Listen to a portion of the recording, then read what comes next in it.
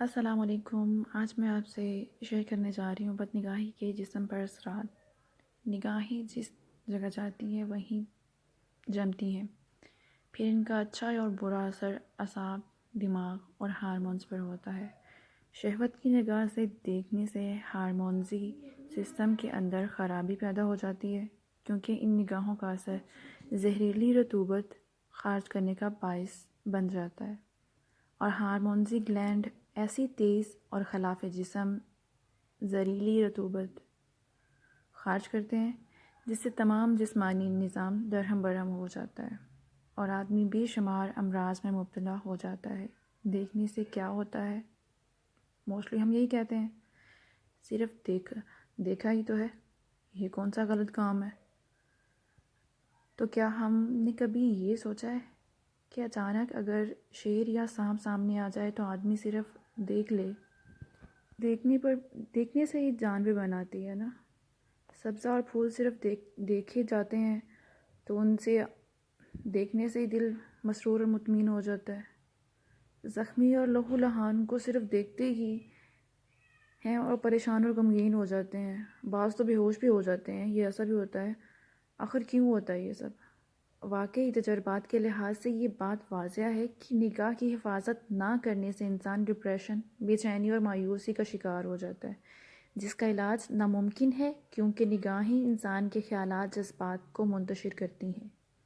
ایسی خطرناک پوزیشن سے بچنے کے لیے صرف اور صرف اسلامی تعلیمات کا سہارا لینا پڑتا ہے۔ بعض لوگوں کے تجربات بتاتے ہیں کہ صرف 3 دن نگاہوں کی شہوانی محرکات خوبصورت چہروں اور عمارتوں میں لگائیں تو صرف 3 دن کے بعد جسم میں درد، بے چینی، تھکان، دماغ بوجھل اور جسم کے اعضاء کھینچے جاتے ہیں۔ اگر اس کیفیت کو دور کرنے کے لیے سکون اور ادویات بھی استعمال کی جائیں تو وہ خاص آپ کو کہ اگر آپ اپنی نگاہ کو 3 دن میں ہی ایسا عادی بنا لیں کہ جس میں آپ بد نگاہی کریں تو آپ کے جسم پر ایسے اثرات ہوں گے اور دماغ پر بھی، اعصاب پر بھی، کہ ان کو پھر میڈیسنز بھی دور نہیں کر پاتی ہیں۔ تو برائے کرم آپ نگاہوں کی حفاظت کیجیے۔ سے آپ کو وقتی طور پہ تو آپ کو سکون پہنچے گا، پھر وہی کیفیت ہو جائے گی۔ آخرکار علاج کیا ہے اس کا؟ نگاہوں کی حفاظت۔